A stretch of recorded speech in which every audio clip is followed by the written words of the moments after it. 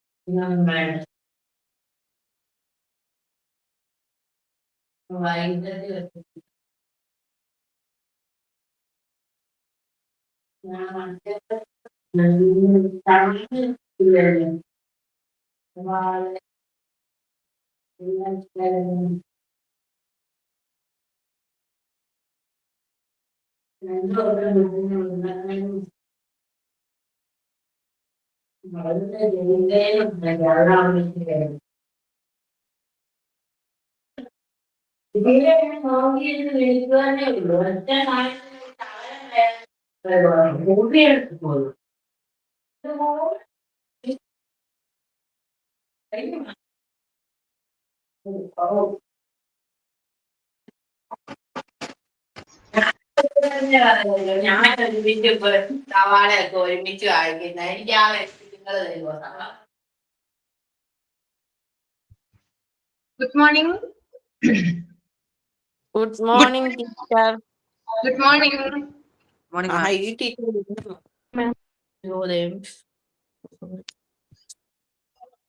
Good morning, ma'am. Good morning.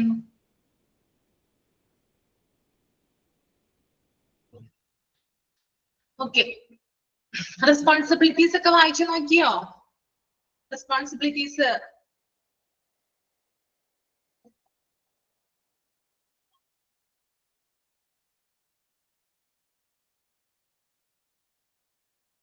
വായിച്ചു നോക്കിയായിരുന്നോ?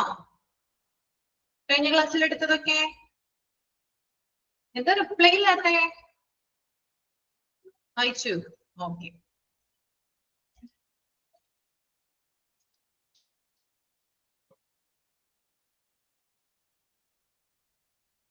അടുത്തത് job summary of an OPD, out patient department executive. അതായത് OPD അഥവാ out patient ഡിപ്പാർട്ട്മെന്റിൽ ഒരു എക്സിക്യൂട്ടീവ് ഉണ്ട്. അദ്ദേഹത്തെ വിളിക്കുന്നത് OPD എക്സിക്യൂട്ടീവ് എന്നാണ്. അദ്ദേഹത്തിന്റെ ചില ഡ്യൂട്ടീസ് ആണ് ഇനി താഴെ നമ്മൾ ഡിസ്കസ് ചെയ്യാനായിട്ട് പോകുന്നത് കേട്ടോ. The OPD executive plays an important role in supervising the operations of the outpatient department in a hospital. The responsibilities include, അതായത് OPD എക്സിക്യൂട്ടീവ് എന്ന് പറയുന്നത് ഒരു ഔട്ട് പേഷ്യന്റ് ഡിപ്പാർട്ട്മെന്റ്, ഒരു ഹോസ്പിറ്റലിലെ ഔട്ട് പേഷ്യന്റ് ഡിപ്പാർട്ട്മെന്റിലെ എല്ലാ പ്രവർത്തനങ്ങളും സൂപ്പർവൈസ് കൊടുക്കുന്ന അല്ലെങ്കിൽ സൂപ്പർവിഷൻ കൊടുക്കുന്ന ഒരു വ്യക്തിയാണ് ആര്? OPD എക്സിക്യൂട്ടീവ് എന്ന് പറയുന്നത്. അദ്ദേഹത്തിന്റെ ചില റെസ്പോൺസിബിലിറ്റീസ് താഴെ കൊടുക്കുന്നുണ്ട്. ആദ്യത്തെ റെസ്പോൺസിബിലിറ്റി എന്ന് പറയുന്നത് മാനേജിങ് ദ OPD സ്റ്റാഫ്, അതായത് OPD ഡിപ്പാർട്ട്മെന്റുമായി ബന്ധപ്പെട്ട് അല്ലെങ്കിൽ OPD സ്റ്റാഫുകളെ മാനേജ് ചെയ്യുന്നത് OPD എക്സിക്യൂട്ടീവ് ആണ്. ഓക്കെ, OPD-യിൽ വർക്ക് ചെയ്യുന്ന സ്റ്റാഫുകൾ ഉണ്ടല്ലോ, അവരെ മാനേജ് ചെയ്യുന്നത് ആരാണ്? OPD എക്സിക്യൂട്ടീവ് ആണ്. Then second one, maintaining exact patient records, അതായത് OPD-യിൽ വരുന്ന റെക്കോർഡുകളെ എക്സാക്ട് ആയിട്ട് മെയിൻറ്റെയിൻ ചെയ്യുന്നത് ആരാണ്? അതും OPD എക്സിക്യൂട്ടീവ് ആണ്. Then third point, scheduling appointment, അപ്പോയിന്റ്മെന്റുകൾ ഷെഡ്യൂൾ ചെയ്യുന്നതും ആര് തന്നെയാണ്? OPD എക്സിക്യൂട്ടീവ് ആണ്. ഓക്കെ. Then നാലാമത്തെ point, coordinating with other hospital department, മറ്റ് ഹോസ്പിറ്റൽ ഡിപ്പാർട്ട്മെന്റുകളുമായി ബന്ധപ്പെട്ടിട്ട് എന്താ പറയാ, കോർഡിനേഷൻ നടത്തുന്നു അല്ലെങ്കിൽ മറ്റ് ഡിപ്പാർട്ട്മെന്റുകളുമായിട്ട് കോർഡിനേറ്റ് ചെയ്ത് പ്രവർത്തിക്കുന്നതും OPD എക്സിക്യൂട്ടീവ് ആണ്. Then അഞ്ചാമത്തെ പോയിന്റ്, എൻഷുറിംഗ് പേഷ്യന്റ് സാറ്റിസ്ഫാക്ഷൻ, അതായത് പേഷ്യന്റിന്റെ സാറ്റിസ്ഫാക്ഷൻ ഉറപ്പുവരുത്തുന്നു. Okay. Then sixth point, managing the department budget, അതായത് ആ ഒരു ഡിപ്പാർട്ട്മെന്റുമായി ബന്ധപ്പെട്ടിട്ടുള്ള ബഡ്ജറ്റ് ഒക്കെ എന്ത് ചെയ്യുന്നു? മാനേജ് ചെയ്യുന്നു. Then ഏഴാമത്തെ point, developing and implementing policies and procedures. അതായത് ആ ഒരു ഡിപ്പാർട്ട്മെന്റിന്റെ പോളിസികളും പ്രൊസീജിയേഴ്സും എന്ത് ചെയ്യുന്നുണ്ട്, ഇംപ്ലിമെന്റ് ചെയ്യുന്നു, അത് ഡെവലപ്പ് ചെയ്യുന്നു. Okay, ensuring the smooth functioning of the OPD area. OPD ഏരിയയുമായി ബന്ധപ്പെട്ടിട്ടുള്ള എല്ലാ പ്രവർത്തനങ്ങളും സ്മൂത്ത് ആയിട്ട്, അതിന്റെ പ്രവർത്തനങ്ങളൊക്കെ സ്മൂത്ത് ആണെന്ന് ഉറപ്പ് വരുത്തുന്നു. ഇത്രയും കാര്യങ്ങൾ ക്ലിയർ ആയോ? 8 പോയിന്റ് വരെ ഞാൻ പറഞ്ഞു. ക്ലിയർ ആണോ? ഓക്കെ. Then 9ാമത്തെ point, supervising appointment scheduling for different consultants. പല കൺസൾട്ടൻസും, അതായത് ഹോസ്പിറ്റലിൽ പല രീതിയിലുള്ള കൺസൾട്ടന്റ്മാരുണ്ട്. OPD-യിലാണല്ലോ അവരെല്ലാവരും ഇരിക്കുക, OP ഏരിയയില്. അപ്പൊ അവരുമായിട്ട് അവരുടെ അപ്പോയിന്റ്മെന്റുകൾ ഷെഡ്യൂൾ ചെയ്യുന്നതില് സൂപ്പർവിഷൻ കൊടുക്കും. രോഗികൾ വരുമ്പോൾ അപ്പോയിന്റ്മെന്റ് എടുക്കുന്നു, ഡോക്ടറുമായിട്ട് കൺസൾട്ട് ചെയ്യാനായിട്ട്. അപ്പൊ അത്തരം ചില കാര്യങ്ങൾ കൂടി ആര് ചെയ്യുന്നുണ്ട്? OPD എക്സിക്യൂട്ടീവ് ചെയ്യുന്നുണ്ട്. Then 10th point, checking the doctor's working condition. ഡോക്ടർമാരുടെ വർക്കിംഗ് കണ്ടീഷൻ ഒക്കെ ചെക്ക് ചെയ്യുന്നു. അവര് എന്താണ്, അനുയോജ്യമായിട്ടാണോ വർക്ക് ചെയ്യുന്നത്, അവരുടെ വർക്കിംഗ് കണ്ടീഷൻ ഒക്കെ ബെറ്റർ ആണോ എന്ന് ചെക്ക് ചെയ്യുന്നത് OPD എക്സിക്യൂട്ടീവ് ആണ്. Then gathering and scrutinizing feedback forms. അതായത് രോഗികളിൽ നിന്ന് ഫീഡ്ബാക്ക് ഫോംസ് കളക്ട് ചെയ്യുന്നു, അത് പരിശോധിക്കുന്നു. The next point, dealing with the complicated issues and reporting to the manager. അതായത് OPD-യിൽ വരുന്ന പേഷ്യൻസിന് പലതരത്തിലുള്ള പ്രശ്നങ്ങളും ഉണ്ടാവും, കോംപ്ലിക്കേറ്റഡ് ആയിട്ടുള്ള ഇഷ്യൂസ് ഒക്കെ ഉണ്ടാവും. അങ്ങനെയുള്ള കാര്യങ്ങളൊക്കെ വന്നു കഴിഞ്ഞാൽ അത് ഡീൽ ചെയ്യുന്നു, അതുപോലെ തന്നെ അത് മാനേജർക്ക് റിപ്പോർട്ട് ചെയ്യുന്നു. As greeting patients and visitors. അതുപോലെ തന്നെ അടുത്ത പോയിന്റ് എന്ന് പറഞ്ഞാൽ പേഷ്യൻസിനെയും വിസിറ്റേഴ്സിനെയും ഗ്രീറ്റ് ചെയ്യുന്നു. Then 14ാമത്തെ point, directing them to appropriate professionals. അതായത് പ്രൊഫഷണൽസുമായിട്ട് എന്താ പറയാ, ഇപ്പോ രോഗികൾ വന്നു കഴിഞ്ഞാൽ അവർക്ക് ഇന്ന ഹെൽത്ത് കെയർ പ്രൊഫഷണലെയാണ് കാണുന്നെങ്കിൽ അവരിലേക്ക് അല്ലെങ്കിൽ അവരുടെ അടുത്തേക്ക് കൊണ്ടുപോകും, ആ ജോലി കൂടി ചെയ്യുന്നുണ്ട്. Then 15ാമത്തെ പോയിന്റ്, രജിസ്റ്ററിംഗ് ന്യൂ പേഷ്യൻസ്. പുതിയ പേഷ്യൻസിനെ രജിസ്റ്റർ ചെയ്യുന്നു. Then 16ാമത്തെ point, taking part in practice meetings and training courses and ensuring compliance with the unsafety procedures. അതുപോലെ തന്നെ പല ഹോസ്പിറ്റലുമായി ബന്ധപ്പെട്ട് അല്ലെങ്കിൽ OPD ഏരിയയുമായി ബന്ധപ്പെട്ടിട്ട് പല മീറ്റിംഗ്സുകളിൽ പങ്കെടുക്കുന്നു, ട്രെയിനിങ് കോഴ്സുകളിൽ പങ്കെടുക്കുന്നു. അവിടെയുള്ള സേഫ്റ്റി പ്രൊസീജിയേഴ്സ് ഒക്കെ ചെക്ക് ചെയ്യുന്നു. ഇതൊക്കെ ആരുടെ ഡ്യൂട്ടിയാണ്? ഈ ഒരു OPD എക്സിക്യൂട്ടീവിന്റെ ഡ്യൂട്ടി ആയിട്ടാണ് വരുന്നത്. Then 17ാമത്തെ point, furthermore the OPD executive is accountable for checking that everything in the OPD area is in its correct place and ensuring that there are no items left over by the previous shift receptionist. അതായത് OPD executive എന്താണ്, ഓരോ കാര്യങ്ങളും OPD ഏരിയയിൽ ഇരിക്കുന്ന ഓരോ എക്യുപ്മെന്റുകളും ഓരോ സാധനങ്ങളൊക്കെ correct പ്ലേസിലാണ് check ചെയ്യുന്നത് OPD എക്സിക്യൂട്ടീവ് ആണ്. അതുപോലെ തന്നെ അവിടെ ഇരിക്കുന്ന റിസപ്ഷനിസ്റ്റ് എന്തെങ്കിലും അവിടെ മറന്നു വെച്ച് പോയിട്ടുണ്ടോ, എന്തെങ്കിലും സാധനങ്ങൾ അവിടെ ഇട്ടിട്ട് പോയിട്ടുണ്ടോ എന്ന് കൂടി ചെക്ക് ചെയ്യേണ്ടത് ആരാണ്? OPD എക്സിക്യൂട്ടീവ് ആണ്. Then 18th point, they direct patients to the payment counter to make their case paper, ensuring a smooth and efficient process. അതുപോലെ തന്നെ പേയ്മെന്റ് കൗണ്ടറിലേക്ക് രോഗികളെ നയിക്കുന്നതും എഫിഷ്യന്റ് ആയിട്ടുള്ള അവിടെയുള്ള പ്രോസസ്സിനെ കൈകാര്യം ചെയ്യുന്നതും OPD എക്സിക്യൂട്ടീവ് ആണ്. Then last point, overall the OPD executive is necessary for ensuring that the outpatient department runs efficiently, providing high quality care to patients while also managing cost and maintaining regulatory compliance. അതുപോലെ തന്നെ എന്താണ്, outpatient ഡിപ്പാർട്ട്മെന്റുമായി ബന്ധപ്പെട്ട് അല്ലെങ്കിൽ അവിടെയുള്ള പ്രവർത്തനങ്ങൾ smooth ആയിട്ട് നടത്തുന്നതിന് വേണ്ടിയിട്ട് ഈ ഒരു OPD എക്സിക്യൂട്ടീവ് വർക്ക് ചെയ്യുന്നുണ്ട്. രോഗികൾക്ക് ഹൈ ക്വാളിറ്റി കെയർ പ്രൊവൈഡ് ചെയ്യുന്നതിനും അതുപോലെ തന്നെ OPD-യിലെ ചെലവുകൾ നിയന്ത്രിക്കുന്നതിനും നിയന്ത്രണങ്ങൾ പാലിക്കുന്നതിനും ഒക്കെ OPD എക്സിക്യൂട്ടീവ് റെസ്പോൺസിബിൾ ആണ്. ഓക്കെ ആണോ? ക്ലിയർ ആണ്? ഓക്കെ. Then അടുത്ത പോയിന്റ് ആണ് job summary of patient councillor. Patient councillor എന്ന് പറഞ്ഞൊരു വ്യക്തി ഉണ്ട് നമ്മുടെ അഡ്മിനിസ്ട്രേറ്റീവ് ഏരിയയിൽ. അദ്ദേഹത്തിന്റെ ജോലി വിവരം എന്തൊക്കെയാണെന്നാണ് ഇനി പറയാനായിട്ട് പോകുന്നത്. A patient counsellor, also known as a patient advocate or patient liaison, is a healthcare professional who works keenly with the patients and their families to extend emotional support, education, and advocacy. The job description of a patient counselor normally includes the following responsibilities. Patient counselor എന്ന് പറയുന്നത് patient advocate അല്ലെങ്കിൽ patient liaison എന്നാണ് അദ്ദേഹത്തെ അറിയപ്പെടുക. അപ്പൊ patient counselor തന്നെ patient advocate എന്ന് അറിയപ്പെടുന്നു, patient liaison എന്ന് അറിയപ്പെടുന്നു. അദ്ദേഹം ഒരു ഹെൽത്ത് കെയർ പ്രൊഫഷണൽ ആണ്. അദ്ദേഹം ആരുമായിട്ടാണ് വർക്ക് ചെയ്യുന്നത്? പേഷ്യന്റുമായിട്ടും അവരുടെ ഫാമിലീസുമായിട്ട് എന്ത് ചെയ്യുന്നുണ്ട്? വളരെ അടുപ്പമുള്ള ഒരു വ്യക്തിയാണ് ഈ പേഷ്യന്റ് കൗൺസിലർ. അദ്ദേഹം രോഗികൾക്കും അവരുടെ കുടുംബങ്ങൾക്കും ഇമോഷണൽ സപ്പോർട്ട് കൊടുക്കുന്നു, അവയർനെസ്, അതിനെയാണ് അവിടെ എഡ്യൂക്കേഷൻ ഉദ്ദേശിക്കുന്നത്, അവയർനെസ് കൊടുക്കുന്നു. അഡ്വക്കേസി എന്ന് പറഞ്ഞാൽ എന്താണ്? അവർക്ക് വേണ്ടി വാദിക്കുന്നു. ഓക്കെ, അപ്പോ ഈ പേഷ്യന്റ് കൗൺസിലർ എന്ന് പറഞ്ഞാല് ഹോസ്പിറ്റലിന്റെ ഭാഗത്ത് നിന്ന് നിൽക്കുന്ന ആളാണെങ്കിൽ കൂടിയും പേഷ്യന്റെ ഭാഗത്ത് നിന്ന് ചിന്തിക്കാനും അവർക്ക് വേണ്ടി വാദിക്കാനൊക്കെ ആര് തയ്യാറാണ്? പേഷ്യന്റ് കൗൺസിലർ തയ്യാറാണ്.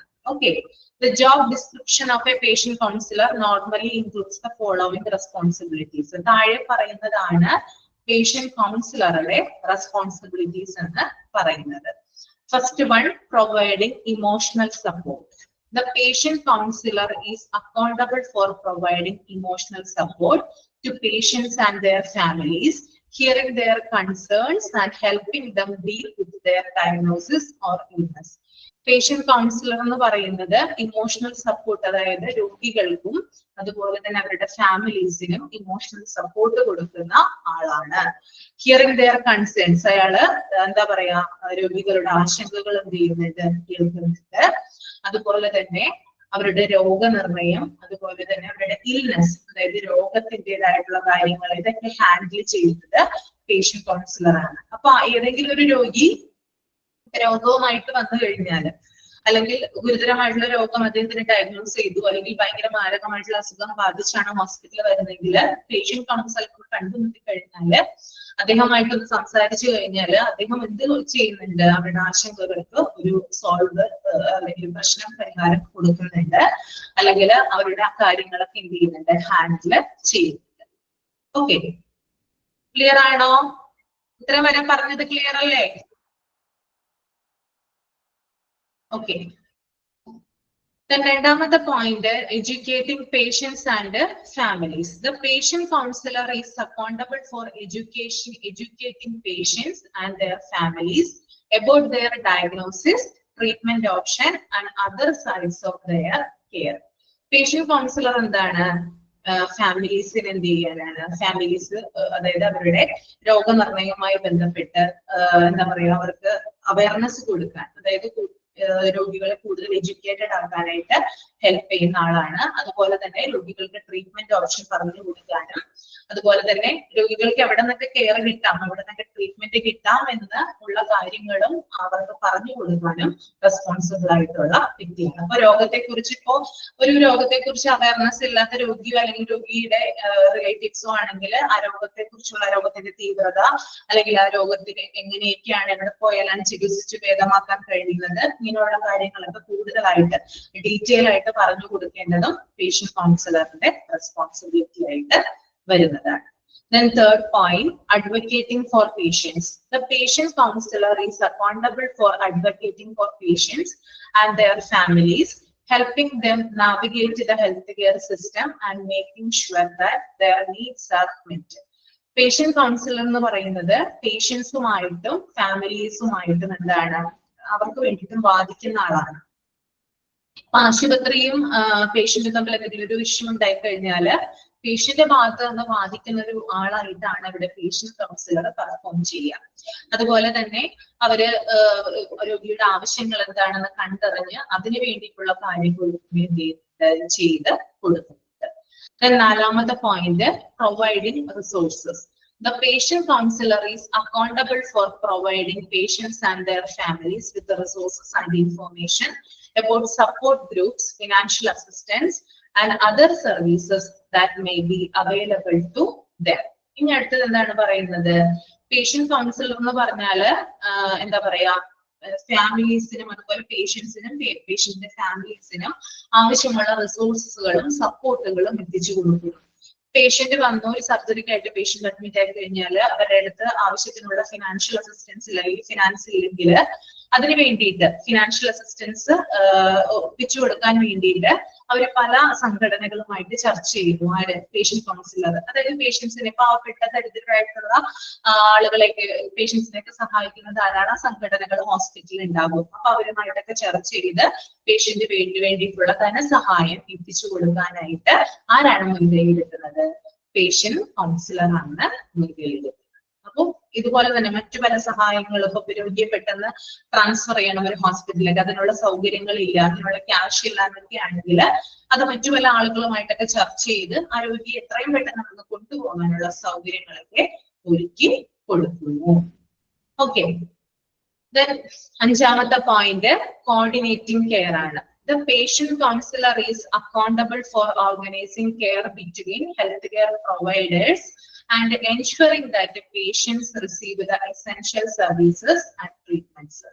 പേഷ്യന്റ് കൗൺസിലർ എന്ന് പറയുന്നത് എന്താണ്? ഹെൽത്ത് കെയർ പ്രൊവൈഡേഴ്സിനിടയിലും അതുപോലെ തന്നെ രോഗികൾക്കിടയിലും ഒരു മീഡിയേറ്റർ ആയിട്ട് നിൽക്കുന്നു.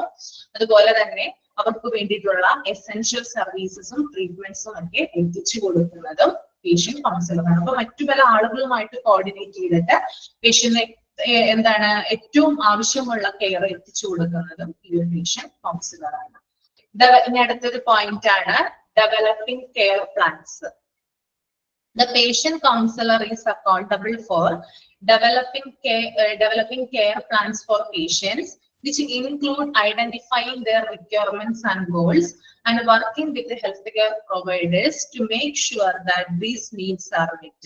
Patient counselor എന്ന് പറയുന്നത് പേഷ്യൻസിനെ എന്താ പറയാ കൂടുതൽ കാര്യങ്ങൾ അല്ലെങ്കിൽ എന്താ പറയാ കെയർ പ്ലാനുമായിട്ട്, രോഗികളുടെ കെയർ പ്ലാൻ, അതായത് പരിചരണ പദ്ധതികൾ ഉണ്ടല്ലോ ട്രീറ്റ്മെന്റുമായി ബന്ധപ്പെട്ട്, അതൊക്കെ ഡെവലപ്പ് ചെയ്യുന്ന ഒരു വ്യക്തിയാണ്. അവരുടെ ആവശ്യങ്ങൾ എന്താണ്, അവരുടെ ട്രീറ്റ്മെന്റ് എന്താണ്, അവരുടെ ആവശ്യങ്ങൾ എന്താണ്, അവരുടെ ഗോൾസ് എന്തൊക്കെയാണ്, ഇതൊക്കെ എന്താണ് ഹെൽത്ത് കെയർ പ്രൊവൈഡേഴ്സുമായിട്ട് ചേർന്നിട്ട് അത് രൂപപ്പെടുത്താനും അത് അങ്ങനെയുള്ള കെയർ പ്ലാനുകൾ രൂപപ്പെടുത്താൻ കഴിവുള്ള ഒരു വ്യക്തിയാണ് patient councillor. Then seventh point, monitoring progress. The patient counselor is accountable for monitoring patient's progress. അതുപോലെ തന്നെ പേഷ്യന്റിന്റെ പ്രോഗ്രസ് മോണിറ്റർ ചെയ്യുന്നു. അവരുടെ ഡെയിലി ഉള്ള അവരുടെ ട്രീറ്റ്മെന്റ് അങ്ങനെയുള്ള കാര്യങ്ങളൊക്കെ മോണിറ്റർ ചെയ്യുന്നു. അവരുടെ നീഡ്സ് ഇവാലുവേറ്റ് ചെയ്യുന്നു. ഇനി അവർക്ക് എന്തെങ്കിലും ഇപ്പൊ കെയർ പ്ലാനിൽ എന്തെങ്കിലും മാറ്റി അവർക്ക് ട്രീറ്റ്മെന്റിൽ എന്തെങ്കിലും ബുദ്ധിമുട്ടുകൾ ഉണ്ടെങ്കിൽ അതുമായി ബന്ധപ്പെട്ടുള്ള കാര്യങ്ങളൊക്കെ അഡ്ജസ്റ്റ് ചെയ്യുന്നതും ഈ ഒരു പേഷ്യന്റ് കൗൺസിലർ ആണ്. ഓക്കെ, ലാസ്റ്റ് പറയുന്നുണ്ട് overall the role of a patient counselor is to extend support and advocacy for patients and their families, helping them navigate the healthcare system and making sure that they receive high quality care. Strong communication skills, empathy and a deep understanding of the healthcare system and service are necessary for success in this role. അതുപോലെ തന്നെ patient councillor എന്ന് പറയുന്നത് എന്താ പറയാ പേഷ്യന്റിനെ support ചെയ്യുന്ന വ്യക്തി, അവർക്ക് വേണ്ടി വാദിക്കുന്ന ഒരു വ്യക്തിയാണ്, പേഷ്യന്റിനെയും ഫാമിലീസിനെയും സഹായിക്കുന്ന ഒരു വ്യക്തിയാണ്. ഒരു ഹെൽത്ത് കെയർ സിസ്റ്റത്തില് പേഷ്യൻസിന് high quality of care provide ചെയ്യുന്നുണ്ട്. അവർക്ക് സ്ട്രോങ് ആയിട്ടുള്ള കമ്മ്യൂണിക്കേഷൻ സ്കിൽസ് ഉണ്ട്, എംപതി ഉണ്ട്, അതുപോലെ തന്നെ കാര്യങ്ങൾ മനസ്സിലാക്കാനുള്ള, പേഷ്യന്റെ ഭാഗത്ത് ചിന്തിച്ച് കാര്യങ്ങൾ മനസ്സിലാക്കാനുള്ള കഴിവുണ്ട്. അപ്പോൾ ഇത്രയും കാര്യങ്ങൾ ചെയ്തതുകൊണ്ട് തന്നെ പേഷ്യന്റ് കൗൺസിലർ എന്ന് പറയുന്നത് ഒരു സക്സസ് ആയിട്ടുള്ള ഒരു വ്യക്തിയാണ് നമുക്ക് പറയാനായിട്ട് സാധിക്കും. ഓക്കെ, ക്ലിയർ ആണോ? ഓക്കെ,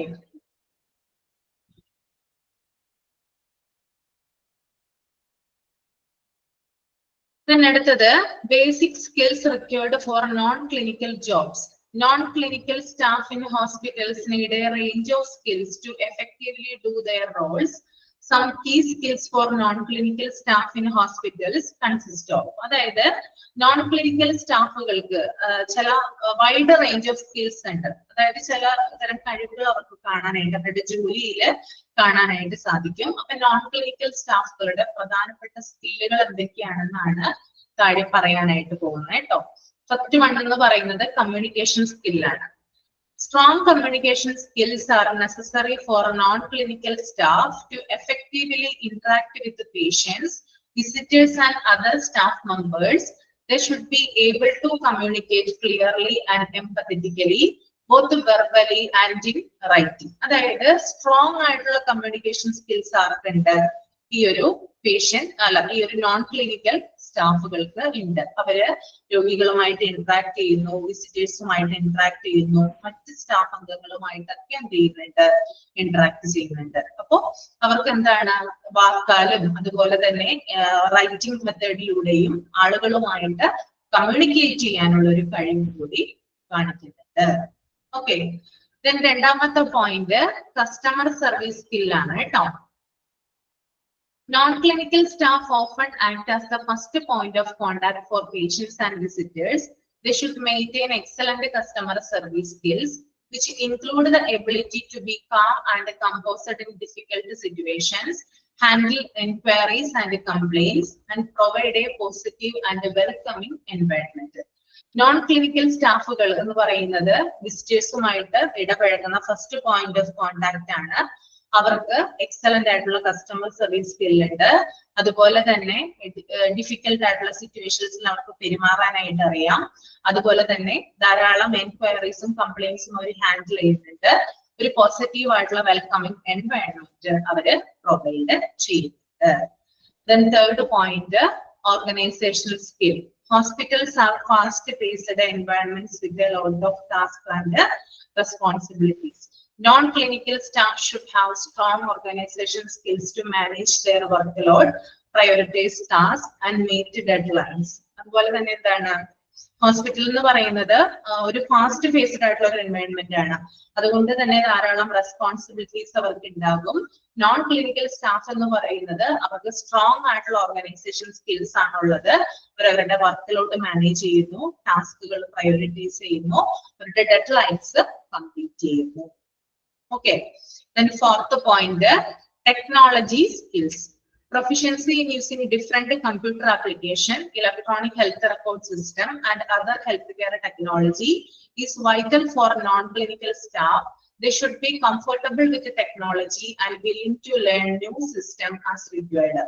അതുപോലെ തന്നെ കമ്പ്യൂട്ടർ കൈകാര്യം ചെയ്യാനായിട്ട് ടെക്നോളജിയുമായിട്ട് റിലേറ്റ് ചെയ്ത് അവിടെയുള്ള കാര്യങ്ങളൊക്കെ ചെയ്യാനായിട്ട് അവർക്ക് നന്നായിട്ട് അറിയാം. കൂടുതൽ MS Word നമ്മൾ പഠിച്ചതാണ് അല്ലെ. MS Word, MS Excel പോലുള്ള കൂടുതൽ കാര്യങ്ങൾ കൈകാര്യം ചെയ്യാനുള്ള കഴിവും അദ്ദേഹത്തിന് ഉണ്ട്. അടുത്തത് problem solving സ്കില്ലാണ്.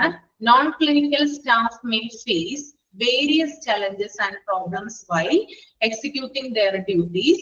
The ability to think critically, evaluate the situations, and find adequate solution is valuable in ensuring smooth operations and addressing issue promptly.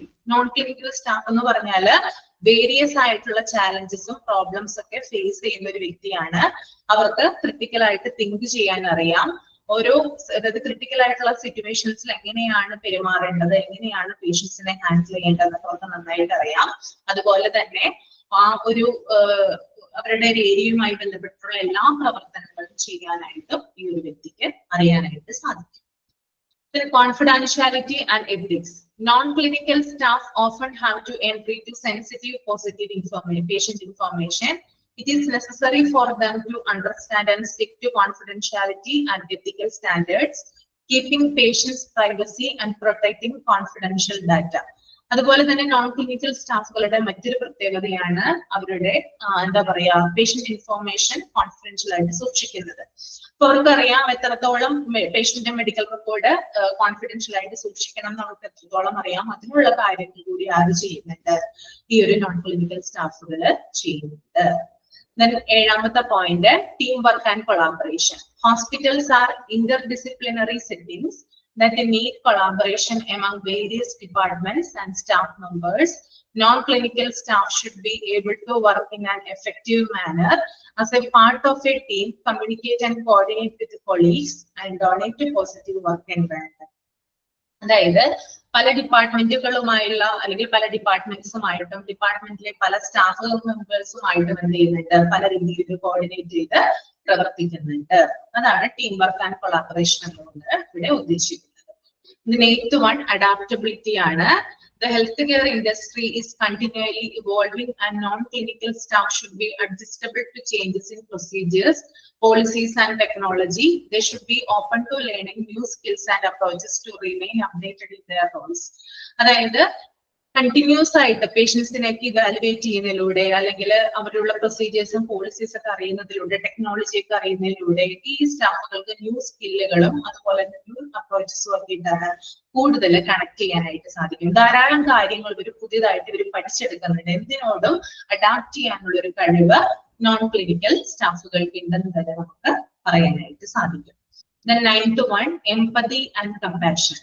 Although non-clinical staff may not give direct medical care, they often interact with the patients who may be in difficulty or facing challenging situations, demonstrating empathy, sympathy, and sensitivity towards patient requirements, and emotion is necessary for providing a supportive environment. അതുപോലെ തന്നെ non clinical സ്റ്റാഫുകൾ എന്ത് ചെയ്യുന്നുണ്ട്, direct ആയിട്ടുള്ള medical care കൊടുക്കുന്നുണ്ട് പേഷ്യൻസിന്. Direct ആയിട്ടുള്ള medical care അവർ കൊടുക്കുന്നില്ലെങ്കിലും അത് ഡോക്ടേഴ്സ് ആണ് കൊടുക്കുന്നതെങ്കിൽ കൂടിയും ഇൻഡയറക്റ്റ് ആയിട്ടുള്ള കെയർ കൊടുത്ത് അവരെന്ത് ചെയ്യുന്നുണ്ട്, അവരെ ധാരാളം കാര്യങ്ങളിൽ സഹായിക്കുന്നുണ്ട്. കുറെ ചാലഞ്ചിങ് ആയിട്ടുള്ള സിറ്റുവേഷൻസ് അവർ ഫേസ് ചെയ്യുന്നുണ്ട്.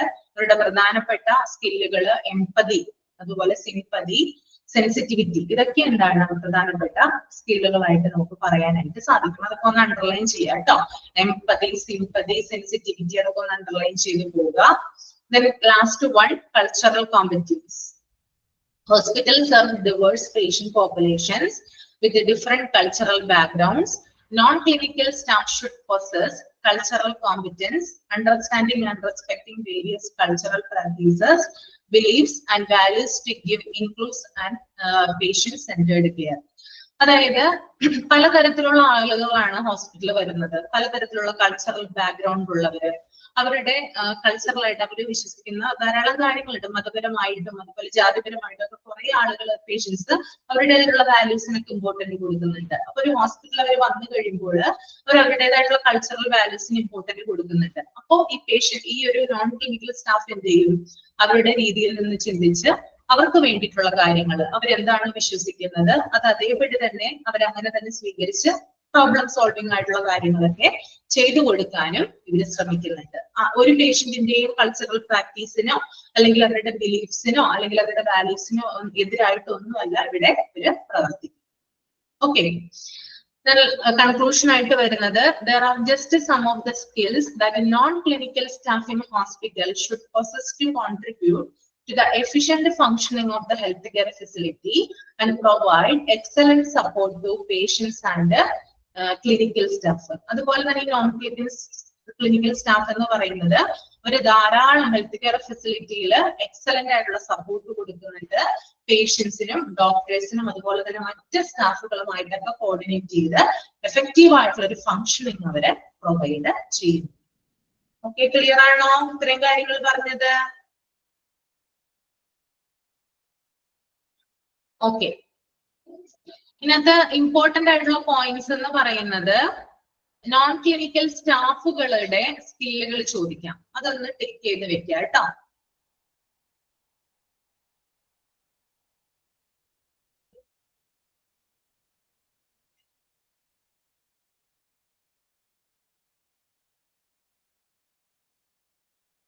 പിന്നെ ഔട്ട് പേഷ്യന്റ് സെക്രട്ടറിയുടെ റെസ്പോൺസിബിലിറ്റി ഒന്ന് ടിക്ക് ചെയ്ത് വെക്കുക.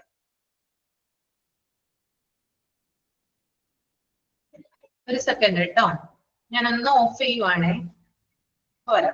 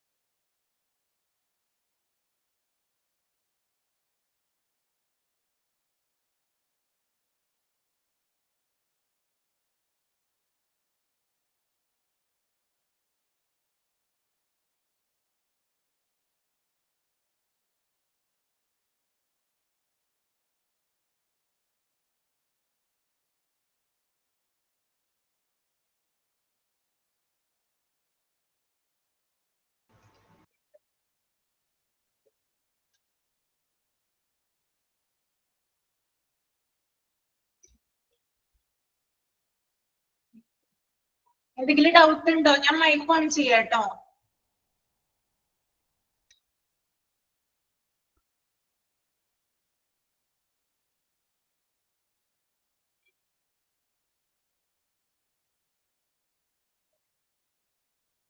എന്തെങ്കിലും ഡൗട്ട് ഉണ്ടോ?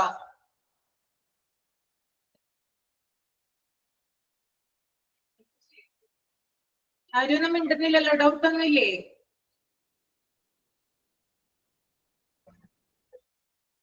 രമ്യ സുനിൽ എന്തെങ്കിലും ഡൗട്ട് ഉണ്ടോ? മൈക്ക് ഓൺ ചെയ്തിട്ടുണ്ട് കേട്ടോ.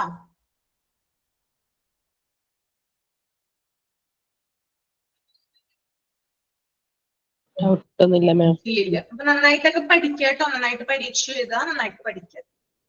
ഓക്കെ. ഹോസ്പിറ്റലിൽ നമ്മൾ പഠിക്കുന്ന കാര്യങ്ങൾ കൂടുതലായിട്ട് നമ്മൾ പഠിച്ച കാര്യങ്ങൾ അപ്ലൈ ചെയ്യാനായിട്ട് നോക്കുക. ഓക്കെ. പ്രധാനപ്പെട്ട ഭാഗങ്ങളൊക്കെ ഞങ്ങൾക്ക് പറഞ്ഞു തന്നിട്ടുണ്ട്. അപ്പൊ അതേപോലെ തന്നെ എന്ത് ചെയ്യാം, പഠിക്കാനായിട്ട് നോക്കുക കേട്ടോ. ഓക്കെ. എല്ലാവർക്കും ക്ലിയർ അല്ലേ?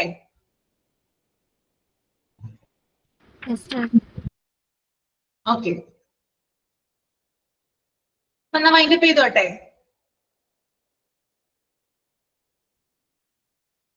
ഓക്കെ. നന്നായിട്ട് പരീക്ഷ എഴുതുക, നന്നായിട്ട് പഠിക്കുക, നല്ല സ്ഥലങ്ങളിലൊക്കെ ജോലി കിട്ടട്ടെ കേട്ടോ. Thank you ma'am. Okay. Thank you, ma'am. Thank you. എവിടെയെങ്കിലും വെച്ച് കാണുകയാണെങ്കിൽ അടുത്തോട്ട് വരിക കേട്ടോ. പറയാ 7A പിള്ളേരായിരുന്നു എന്ന് പറയാം. മാമിന്റെ ലാസ്റ്റ് ക്ലാസ് ആണോ? അതെ അതെ. Thank okay. You ma'am. മൈൻഡപ്പ് ചെയ്യാൻ കേട്ടോ. Thank you. Thank you ma'am. Thank you, ma'am.